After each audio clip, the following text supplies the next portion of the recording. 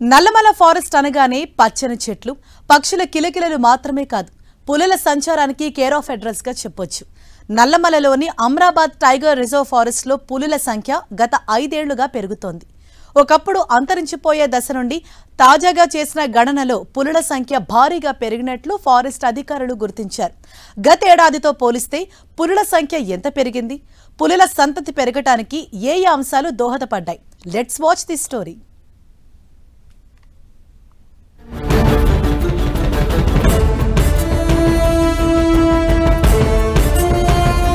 తెలంగాణలోని ఉమ్మడి మహబూబ్ నగర్, నల్గొండ జిల్లాలు, ఏపీలోని ఉమ్మడి కర్నూలు, గుంటూరు, ప్రకాశం, కడప జిల్లాల్లో నల్లమల అడవులు విస్తరించి ఉన్నాయి. 3000 చదరపు కిలోమీటర్ల దట్టమైన నల్లమల అటవీ ప్రాంతంలో Amrabad tiger reserve forest ATR ఉంది.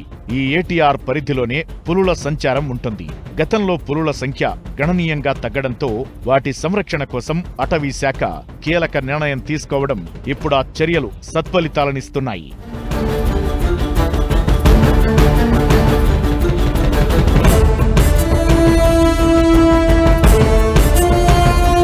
గత కొన్నేళ్లుగా స్థానికులు, ఆదివాసీలను భాగస్వాములుగా చేస్తూ అటవీ శాఖ అధికారులు అనేక కార్యక్రమాలు చేపడుతున్నారు. పులుల ఆవాసాలు రక్షించడం, అవి పెరిగేందుకు కావలసిన పరిస్థితులు కల్పించడంతో పాటు వేట జరగకుండా నిరోధించడంతో పులుల సంఖ్య గత 5 ఏళ్లుగా భారీగా పెరిగింది. గతేడాది అమ్రాబాద్ టైగర్ రిజర్వ్ ఫారెస్ట్ లో 33 పులులు ఉండగా ఈ ఏడాది అవి 36కు పెరిగాయని ఫేజ్ 4 మానిటరింగ్ రిపోర్ట్లో తేలింది. ఇందులో 20 ఆడపులులు కాగా 13 మగ పులులు. మిగతా పులిపిల్లల లింగ నిర్ధారణ ఇంకా జరగలేదని అటవీ శాఖ అధికారులు చెబుతున్నారు.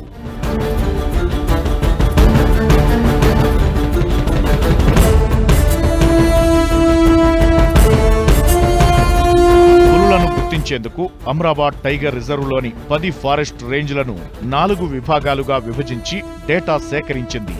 మొత్తం 1594 కెమెరా ట్రాప్లు బిగించారు. గతేడాది డిసెంబర్ 20 నుంచి ఈ ఏడాది మే 15 వరకు గణన నిర్వహించారు.